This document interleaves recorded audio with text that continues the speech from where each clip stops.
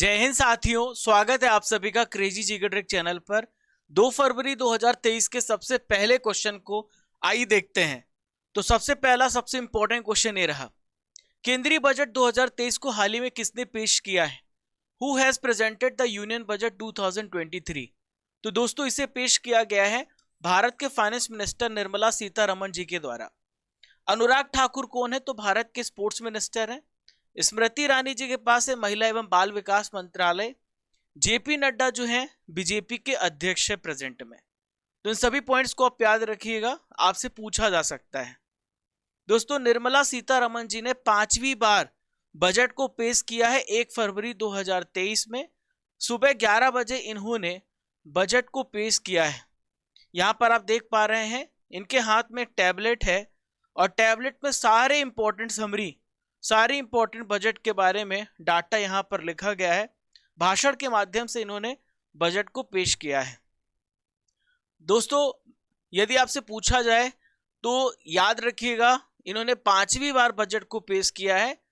Is the 6th finance minister also. तो आप याद रखिएगा 6वीं वित्त मंत्री हैं, 6th फाइनेंस मिनिस्टर हैं जिन्होंने 5 बार बजट पेश किया है। ये आप याद रखिएगा। दोस्तों आने वाले साल की जो कमाई होती है, जो खर्च होता है, उसे हम आमतौर पर सिंपल भाषा में बजट कहते हैं। यानी एक साल में जो लेखा जोखा होता है, जो खर्च होता है, उन सब का ब्यौरा हमें मिलता है बजट के अंतर्गत। बजट के माध्यम से किसी भी देश की अर्थव्यवस्था की रूपरेखा तैयार की जाती है। क्या बजट शब्द का इस्तेमाल हमारे कॉन्स्टिट्यूशन में किया गया है? तो इसका उत्तर है नहीं, बजट शब्द का इस्तेमाल नहीं किया गया है। यहां पर एनुअल फाइनेंशियल स्टेटमेंट इस शब्द का इस्तेमाल किया गया है आर्टिकल नंबर 112 में। दोस्तों एक इंपॉर्टेंट प्रश्न, देश का जो पहला बजट है किसने पेश किया था जब भारत आजाद हुआ? तो इनका नाम है आर.के. षणमुखम चेट्टी।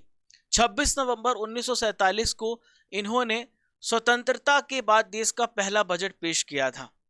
दोस्तों बजट में अब तक जो भी बदलाव हुए उसे थोड़ा डिस्कस करते हैं। हालांकि मैंने डिटेल से सारे पॉइंट समझाए हैं बजट में। तो 2016 तक फरवरी के आखिरी दिन में बजट पेश होता था, लेकिन 2017 में टाइमिंग चेंज की गई और फरवरी 1 को यानी 1 फरवरी को बजट पेश किया जाने लगा और तब से हर साल 1 फरवरी को बजट पेश होता है। 2016 तक रेल बजट जो था वो पहले अलग से पेश किया जाता था। 2017 में रेल बजट और आम बजट दोनों को मिला दिया गया। देखिए 2023 के बजट से संबंधित बहुत सारी बातें हैं, जिसे अगर मैं चर्चा करूं तो आपने देखा होगा कि एक हाफ एन आवर का कंप्लीट वीडियो मैंने बनाया है, आप उसे जाकर के देख लेना। जब लेक्चर खत्म हो जाएगा तो आखिरी में एक आपको लिंक मिलेगी, उसको क्लिक करना और कंप्लीट वीडियो देख लेना आप। लेकिन फिर भी कुछ महत्वपूर्ण बातें मैं आपको बता देता हूं। 7 लाख रुपए तक इनकम टैक्स फ्री है। बहुत सारी चीज सस्ती हुई हैं, जैसे साइकिल, खिलौने, इलेक्ट्रिक वाहन, ऑटोमोबाइल, कैमरा लेंस।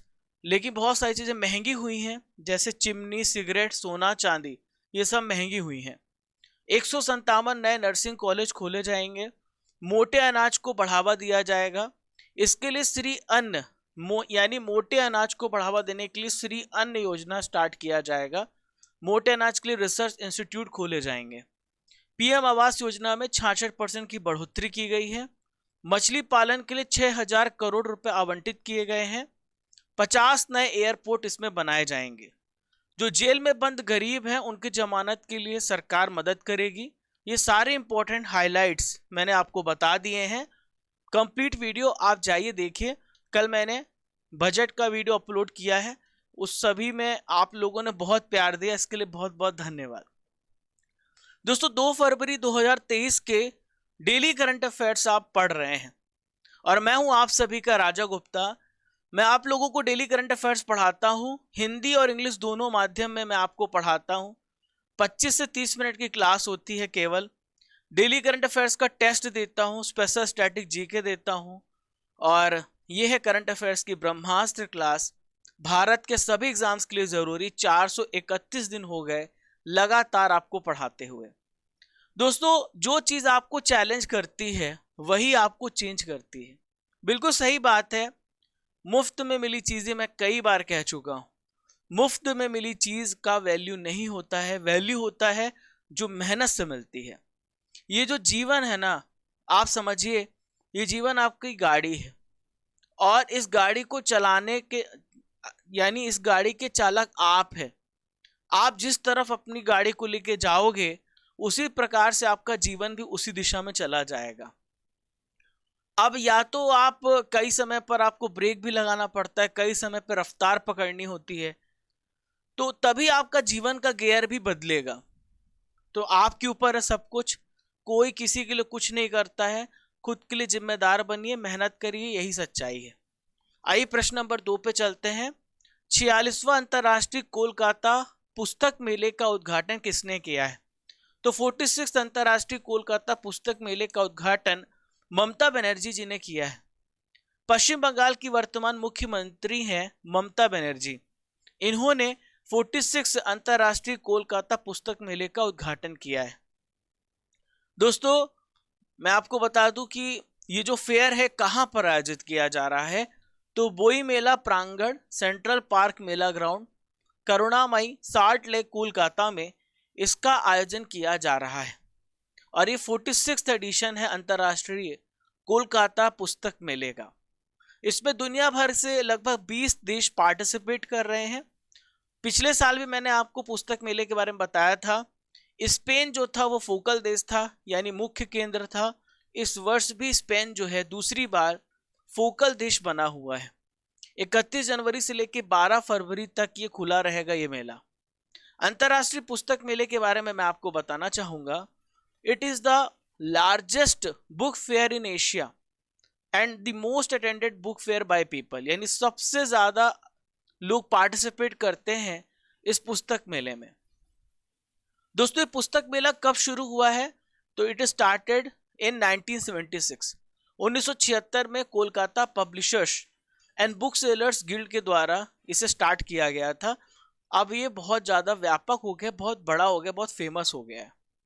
उच्च शिक्षा पर अखिल भारतीय सर्वेक्षण के अनुसार किस राज्य में सबसे अधिक कॉलेज हैं? तो उच्च शिक्षा पर अखिल भारतीय सर्वेक्षण किया गया और सबसे ज्यादा जो कॉलेज हैं वो उत्तर प्रदेश राज्य में है, यूपी में है सबसे ज्यादा कॉलेज। और ये जो सर्वे है इसे हम बोलते हैं AISHE, all India survey for higher education. तो केंद्रीय शिक्षा मंत्रालय ने ये रिपोर्ट जारी की है। भारत के वर्तमान शिक्षा मंत्री कौन है? तो याद रखिएगा धर्मेंद्र प्रधान जी भारत के वर्तमान शिक्षा मंत्री हैं। दूसरे नंबर पे जो राज्य आता है वो है महाराष्ट्र और तीसरे नंबर पे आता है कर्नाटक। तो देश में सबसे ज्यादा यूपी में कॉलेज है, फिर महाराष्ट्र में है, फिर कर्नाटक में है। यूपी में 8114 कॉलेज हैं और प्रत्येक 1 लाख की पॉपुलेशन में 32 कॉलेज हैं। आई फोर्थ क्वेश्चन पे बढ़ते हैं, ये भी बहुत इंपॉर्टेंट क्वेश्चन है। राष्ट्रीय महिला आयोग का स्थापना दिवस कब मनाया गया? When is the foundation day of the national commission for women celebrated? तो 31 जनवरी को मनाया गया है राष्ट्रीय महिला आयोग का स्थापना दिवस। दोस्तों कार्यक्रम का विषय आप याद रखिएगा, थीम याद रखिएगा, एम्पावर्ड वुमेन एम्पावर्ड इंडिया, सशक्त नारी सशक्त भारत। इसका उद्देश्य क्या है? महिलाओं की सफलता का सम्मान करना। दोस्तों यहां पे बात हमने नेशनल वीमेन कमीशन की है, तो इससे रिलेटेड सारी इंपॉर्टेंट जानकारी को आइए जान लेते हैं। सबसे पहले नेशनल वीमेन कमीशन की स्थापना कब हुई है? 31 जनवरी 1992। यह एक प्रकार की स्टैट्यूटरी बॉडी है। सबसे पहले इसके जो चेयरमैन थे वो थे जयंती पटनायक, फर्स्ट प्रेसिडेंट थे, और वर्तमान अध्यक्ष रेखा शर्मा है। देखिए राष्ट्रीय महिला आयोग के जो अध्यक्ष हैं वो केंद्र सरकार के द्वारा नॉमिनेट किए जाते हैं, नामित किए जाते हैं। और इस आयोग में एक अध्यक्ष होते हैं, एक सदस्य सचिव होते हैं और 5 अन्य मेंबर्स होते हैं। राष्ट्रीय महिला आयोग का कार्य क्या है? तो देखिए नाम से स्पष्ट है, महिलाओं को कॉन्स्टिट्यूशनल और उनको लीगल सेफगार्ड देना, उनकी शिकायतों का निवारण करना, और दोस्तों महिलाओं को, जो महिलाएं हैं उनको प्रभावित करने वाले जितनी भी नीतिगत मामले हैं उस पर सरकार को सजेशन देना, पॉलिसी मेकिंग पे हेल्प करना, ताकि महिलाओं का सर्वांगीण विकास हो सके। Is that clear? राष्ट्रीय महिला आयोग के कार्य में एक इंपॉर्टेंट पॉइंट मैं आपको और बता दूं, हमारे संविधान के आर्टिकल 51A में जहां पर फंडामेंटल ड्यूटीज के बारे में बताया गया है, तो इसके अंतर्गत महिलाओं की गरिमा के लिए अपमानजनक व्यवहार प्रतिबंधित बात कही गई है। चलिए क्वेश्चन नंबर 5 पे चलते हैं। अच्छा प्रश्न है, ये भी पूछा जा सकता है। बीटिंग रिट्रीट समारोह 2023 का आयोजन कब किया गया? When was the beating retreat ceremony 2023 organized? तो बीटिंग रिट्रीट समारोह का आयोजन 29 जनवरी को किया गया। कब किया गया है? 29 जनवरी को बीटिंग रिट्रीट समारोह किया गया। भारत में ये जो समारोह है कब से स्टार्ट हुआ है? 1955 में शुरू हुआ है। बीटिंग रिट्रीट समारोह जो होता है जब हमारा रिपब्लिक डे समारोह खत्म होने लगता है, यानी गणतंत्र दिवस समारोह को समाप्त करने के लिए बीटिंग रिट्रीट समारोह का आयोजन किया जाता है। बीटिंग रिट्रीट समारोह कहां पर होता है? तो रायसेना हिल्स में होता है। रायसेना हिल्स में होता है। इस प्रकार से ये रायसेना हिल्स है। यहाँ पर आपको राष्ट्रपति भवन देखने को मिलेगा, यहाँ पर आपको प्रधानमंत्री कार्यालय देखने को मिलेगा और अन्य महत्वपूर्ण इमारतें देखने को मिलेगी रायसेना हिल्स में। ठीक है, अरावली की आप कह सकते हैं पार्ट है रायसेना हिल्स। बहुत ही ऊंचा स्थान है राष्ट्रपति भवन जहां पर है। आज की नॉलेज की फैक्ट्री में हम इंपॉर्टेंट पुरस्कार और उनकी शुरुआत के बारे में जानने वाले हैं। एग्जाम में इससे प्रश्न डायरेक्ट पूछ लिए जाते हैं। नोबेल पुरस्कार की शुरुआत 1901 में हुई है। सिनेमा जगत का सबसे बड़ा पुरस्कार ऑस्कर अवार्ड है, 1929 से स्टार्ट किया गया है। भारत रत्न, पद्म श्री, पद्म भूषण, पद्म विभूषण 1954 में स्टार्ट किए गए। ठीक है, जितने भी पद्म पुरस्कार है भारत रत्न है 1954 से स्टार्ट किए गए। ज्ञानपीठ पुरस्कार 1961 से स्टार्ट किया गया है। गांधी शांति पुरस्कार 1995 में, द्रोणाचार्य पुरस्कार 1985 में, अर्जुन पुरस्कार 1961 में, मैन बुकर पुरस्कार 1969 में प्रारंभ किया गया है। 1992 में साहित्य के क्षेत्र में व्यास सम्मान दिया जाता है। विज्ञान के क्षेत्र में कलिंग पुरस्कार 1952 में स्टार्ट किया गया। सरस्वती सम्मान 1991 में साहित्य के क्षेत्र में दिया जाता है। हमारे भारतीय सिनेमा का सर्वोच्च सम्मान दादा साहेब फाल्के है, आशा पारेख जी को दिया गया था, 1969 में स्टार्ट किया गया। 1957 में रमन मैग्सेसे पुरस्कार स्टार्ट किया गया। राजीव गांधी खेल रत्न, जिसका नाम बदलकर मेजर ध्यानचंद खेल रत्न पुरस्कार कर दिया गया है, तो आप यहाँ पे करेक्ट करिएगा, मेजर ध्यानचंद खेल रत्न पुरस्कार करिएगा। सबसे पहले इसके विजेता थे विश्वनाथन आनंद, 1992 में स्टार्ट किया। 91-92 डेट आता है, ये वाला डेट भी आप याद रखना, 91-92। ठीक है, और साहित्य अकादमी पुरस्कार 1955 में स्टार्ट किया गया। राष्ट्रीय फिल्म पुरस्कार की शुरुआत 1954 में हुई है। शांति स्वरूप भटनागर 1958 में। पत्रकारिता के क्षेत्र में, जर्नलिज्म के क्षेत्र में पुरस्कार दिया जाता है पुलित्जर पुरस्कार, 1917 से इसे स्टार्ट किया गया है। तो कैसा लगा आज का आपको नॉलेज फैक्ट्री, बताइएगा कमेंट बॉक्स पे। एक इंपॉर्टेंट जानकारी है दोस्तों, 23 जनवरी से हमने एक जीएस फाउंडेशन कोर्स लॉन्च किया है जिसे हम बोलते हैं आरंभ बैच। तो बिल्कुल फाउंडेशन बैच है। यहां पर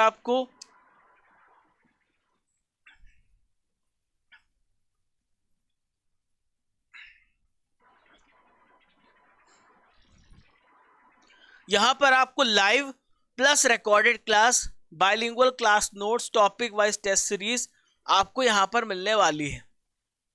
आप कोड यूज कीजिएगा RGCGT to get a maximum discount in these courses. Route application पे सारे कोर्सेस हमारे अवेलेबल हैं। हमारे 2 एप्लीकेशन है, क्रेजी जीके ट्रिक है, एक रूट एप्लीकेशन। तो जो आरंभ बैच है हमने रूट एप्लीकेशन में स्टार्ट किया है, लिंक डिस्क्रिप्शन बॉक्स में दी गई है, क्लिक करिएगा तो आप पहुंच जाएंगे।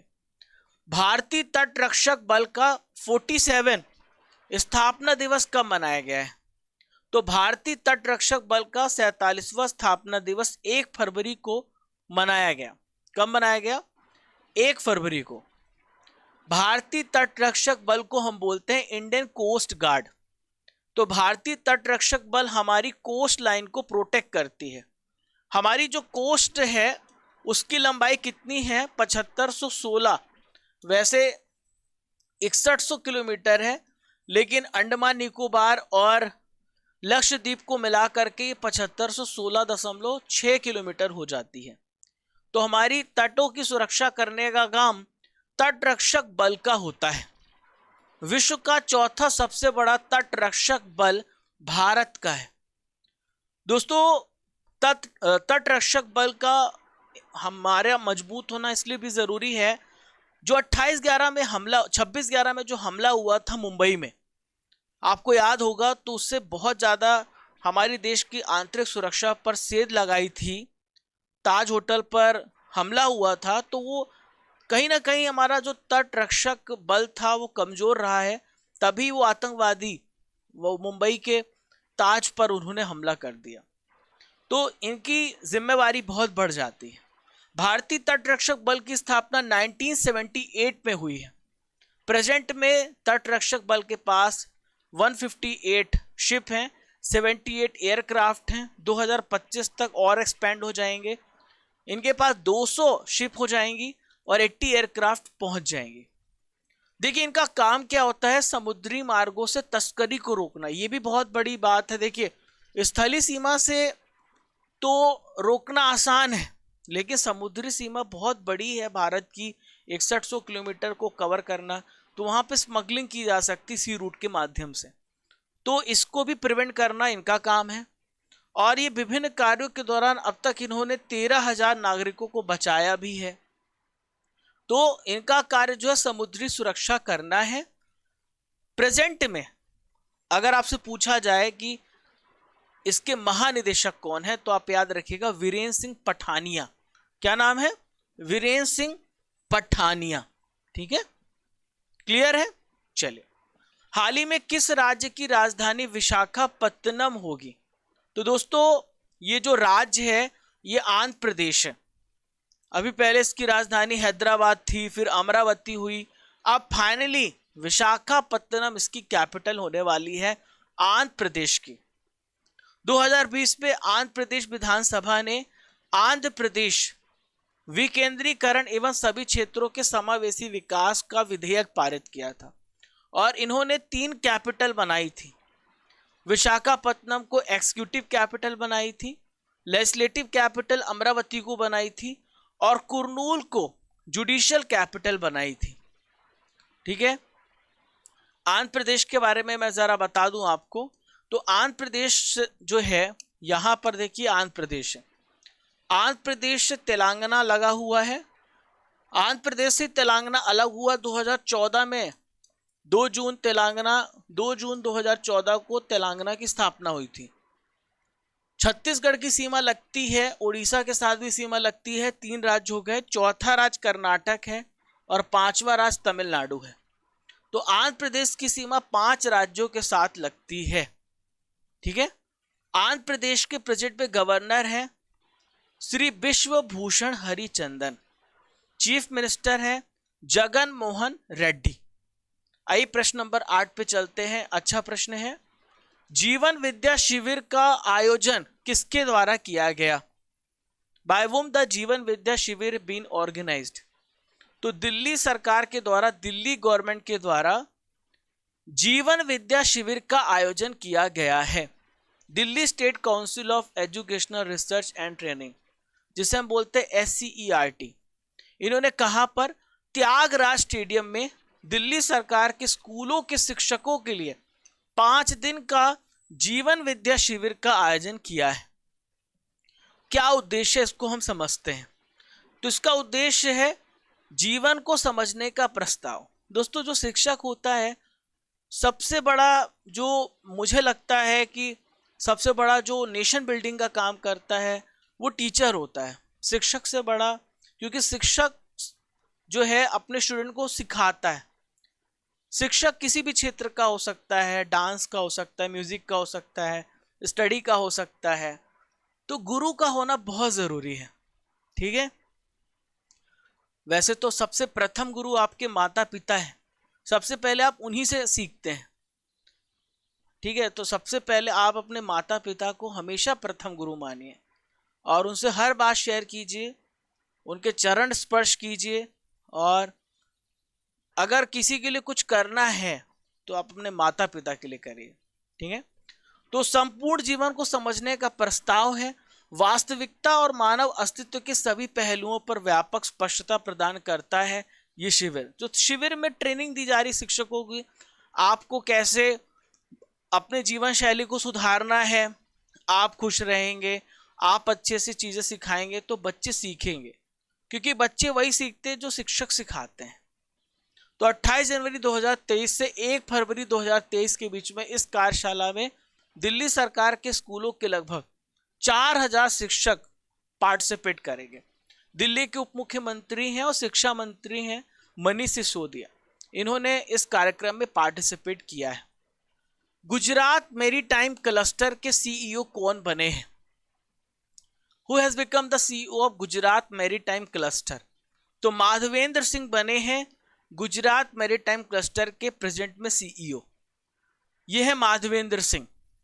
देखिए जीएमसी का काम क्या होता है, तो जीएमसी जो है ये क्या करती है, बंदरगाह, समुद्री नौवहन और जो लॉजिस्टिक सर्विस है, जैसे हम रसद सेवा बोलते हैं, उनके एक इकोसिस्टम डेवलप करने का काम करती, ताकि मिल करके हम ज़्यादा से ज़्यादा पोर्ट के डेवलपमेंट में, समुद्री नौवहन में आगे बढ़ सकें।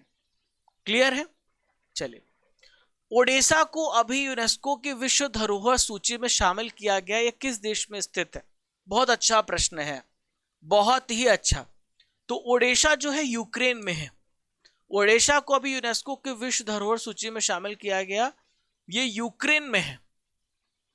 विश्व धरोहर समिति ने यूक्रेन के काला सागर बंदरगाह शहर ओडिशा के लिए ऐतिहासिक केंद्र को अपने विश्व धरोहर स्थलों की सूची में शामिल करने का डिसीजन लिया है। ओडिशा एक हिस्टोरिकल सेंटर है, संकटग्रस्त विश्व धरोहरों की सूची में भी अंकित किया गया है। आपको पता होगा कि आप जानते ही हैं कि रशिया यूक्रेन में भयंकर तबाही मचा रहा है, भयंकर, है ना, जिसमें लाखों लोग प्रभावित हैं, बहुत सारे, पूरी इकोनॉमी बेकार हो गई है। तो इसी को देखते हुए संकटग्रस्त विश्व धरोहर सूची में अंकित भी किया गया उड़ीसा को। दोस्तों, संकटग्रस्त अगर सूची में हम डालते हैं तो हमारा मकसद होता है कि हम बता सके पूरी दुनिया को, उन समस्याओं के प्रति सचेत कर सके। 2023 में 52 संपत्तियों को निर्धारित किया गया संकटग्रस्त विश्व धरोहर की सूची में। देखिए ओडिशा कहां पर है, जरा गौर कीजिएगा इस मैप में। तो ये रशिया है, ये रशिया आप देख पा रहे हैं, रशिया है, और रशिया के बगल में यूक्रेन है, यूक्रेन की कैपिटल कीव है। रशिया से लगा बेलारूस है, ये लटविया है, लिथुआनिया, बाल्टिक स्टेट्स है, इधर पोलैंड, स्लोवाकिया है, यूक्रेन हंगरी से भी लगा हुआ है, रोमानिया है, ये है काला सागर, ब्लैक सी, इधर है टर्की, फिर सर्बिया, ये सारे नेबरिंग कंट्रीज हैं। इसके बारे में भी और डिटेल एनालिसिस करेंगे। आइए रसमलाई खाते हैं, यानी 2022 के इंपॉर्टेंट प्रश्नों को डिस्कस करेंगे। आप अपना आंसर कमेंट बॉक्स पे जारी रखें। बहुत बहुत धन्यवाद दोस्तों, आप लोगों ने मेरा मोटिवेशन और बढ़ा दिया है, बहुत बहुत थैंक यू। क्योंकि जिस तरीके से आप डेली फैमिली मेम्बर्स को जोड़ते जा रहे हैं, तो मुझे भी लगता है कि आप मेरी बात को सुनते हैं, और इसके लिए बहुत बहुत दिल से धन्यवाद। ठीक है, हम लगातार ग्रो करते ही जा रहे हैं, और ये आपकी वजह से। पहला गौरी अम्मा पुरस्कार किसे प्राप्त हुआ है? डॉक्टर एलिडा ग्वेरा को। वार्षिक रिपोर्ट के अनुसार 2019 की तुलना में 2021 में भारत में सड़क दुर्घटना में कितनी कमी आई है? 8.1% की कमी देखने को मिली है। गेटोसोरा का संबंध किस राज्य से है जिन्होंने top arena junior international badminton championship का खिताब जीता है? तो इनका संबंध अरुणाचल प्रदेश राज्य से है। किस भारतीय को बेन बेरे स्पॉट लाइट अवार्ड 2022 मिला है? डॉक्टर कार्तिका राजीव को। किसने अपनी पहली राष्ट्रीय मुक्केबाजी चैंपियनशिप को जीत ली है? तो यह है निखत जरीन। दोस्तों आपने पूरे करंट अफेयर्स को पढ़ा है 2 फरवरी के। अब मैं आपका लूंगा टेस्ट। वित्त मंत्री निर्मला सीतारमण अब तक कितनी बार बजट पेश कर चुकी हैं? 5 बार। संविधान के किस आर्टिकल में केंद्रीय बजट देश का सालाना फाइनेंशियल लेखा जोखा होता है बताया गया है? आर्टिकल 112 में। 2023 में कितने नर्सिंग कॉलेज स्थापित किए जाएंगे? 157। अंतर्राष्ट्रीय कोलकाता पुस्तक मेले का आयोजन कब से किया जा रहा है? 1976 से। राष्ट्रीय महिला आयोग की स्थापना किस वर्ष की गई थी? मैंने पढ़ा है 1992 में। नोबेल पुरस्कार की शुरुआत किस वर्ष से हुई है? 1901 से। भारतीय तटरक्षक बल के प्रोजेक्ट में महानिदेशक कौन है?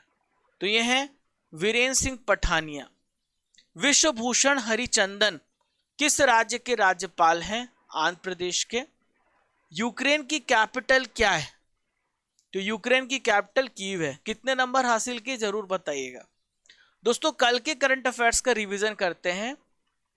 वायुसेना के नए उप प्रमुख हाल ही में कौन बने हैं? तो ये है अमनप्रीत सिंह।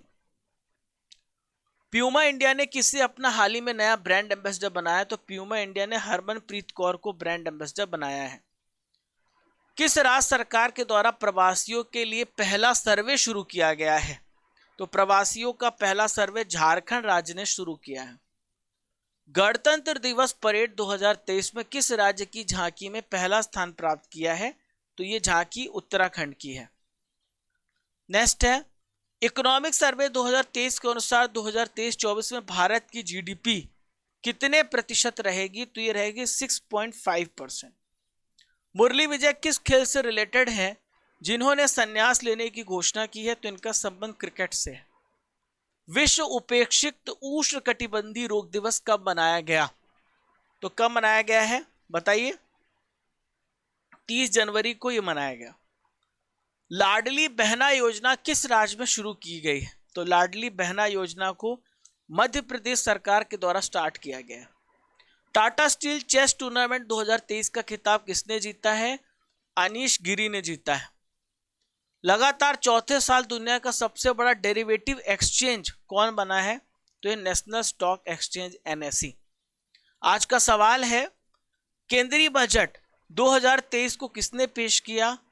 कितनी बार पेश किया? आपको इसका उत्तर कमेंट बॉक्स पे देना है। पहचानो कौन में आपको बताना है ये व्यक्ति कौन है। इनके बारे में आपको 5 लाइन लिखनी है। बेस्ट लाइन को पिक करूंगा, यहां पर बताऊंगा। कल की जो पहचानो कौन सीरीज में खुशबू झा और अनमोल कर्ण ने बहुत अच्छा लिखा है, आप स्क्रीनशॉट लेके पढ़ सकते हो। ऋषि सुनक के बारे में इन्होंने बताया है, तो बहुत अच्छे अनमोल कर्ण और खुशबू झा। चलिए आज के पिटारे में हम आधुनिक भारत को डिस्कस करेंगे। ठीक है, शुरू करें। भारत में पहले 3 विश्वविद्यालय कलकत्ता, मद्रास, बंबई की स्थापना किस वर्ष हुई थी? 1857 में। इनमें से कौन सा एक इतिहास के विषय में कार्ल मार्क्स के दृष्टिकोण का संक्षिप्त वर्णन करता है? पढ़ लीजिए आप। तो इसमें यह है इतिहास शोषक और शोषित वर्गों के बीच संघर्ष का सिलसिला है। तो ये कार्ल मार्क्स की जो हिस्ट्री के प्रति दृष्टिकोण है बताता है। गोल्डन ग्रैशहोल्ड इस नाम की जो कविता संग्रह है, इसके रचयिता इनमें से कौन है? तो गोल्डन जो ग्रैशहोल्ड है, इस कविता संग्रह के रचयिता सरोजिनी नायडू है। इनमें से कौन सा एक जर्नल अबुल कलाम आजाद के द्वारा प्रकाशित है?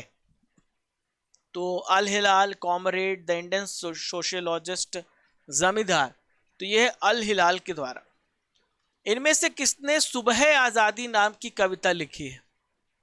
तो इस कविता को लिखा है फैज अहमद फैज ने। लॉर्ड मैकाले का संबंध किससे है? लॉर्ड मैकाले का संबंध किससे है? अंग्रेजी शिक्षा से है।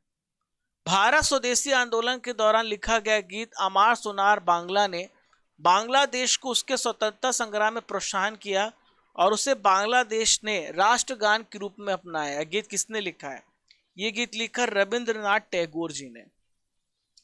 Who among the following started a newspaper named सोम प्रकाश? सोम प्रकाश नाम का समाचार पत्र किसने शुरू किया है? तो इसे स्टार्ट किया ईश्वर चंद्र विद्यासागर ने। कांग्रेस के निम्नलिखित नेताओं में कौन एक कैबिनेट मिशन योजना के पक्ष में पूरी तरीके से था? तो ये हैं सरदार वल्लभ भाई पटेल। उस समय जब नेपोलियन की शक्ति के सामने यूरोप में साम्राज्य धराशायी हो रहे थे, किस एक गवर्नर जनरल ने भारत में ब्रिटिश पताका फहराई? तो ये हैं लॉर्ड हेस्टिंग्स। ठीक है, आशा करता हूं आपको आज का पिटारा अच्छा लगा होगा। 31 जनवरी 2023 के विनर्स हैं डेली करंट अफेयर्स क्विज के ज्योति, सुमिता नायक, आरती भट्ट, अमित कुमार। Congratulation dear. आपको इसकी डेली फ्री में पीडीएफ मिलती है क्रेजी जीके ट्रिक एप्लीकेशन पर। वहीं पे आपको डेली टेस्ट भी होता है। एप्लीकेशन डाउनलोड करेंगे, ऐसा इंटरफेस खुलेगा, यहां पे क्लिक करना, फ्री में वीडियो, फ्री में पीडीएफ हर महीने की, हर दिन की यहां पे मिल जाती है। टेलीग्राम को ज्वाइन कर लेना इंपॉर्टेंट अपडेट्स के लिए, वहां भी पीडीएफ हम डालेंगे। अभी कल आपको पीडीएफ नहीं मिली थी, मेरे पास मैसेज आए थे, आज अपलोड हो जाएगी।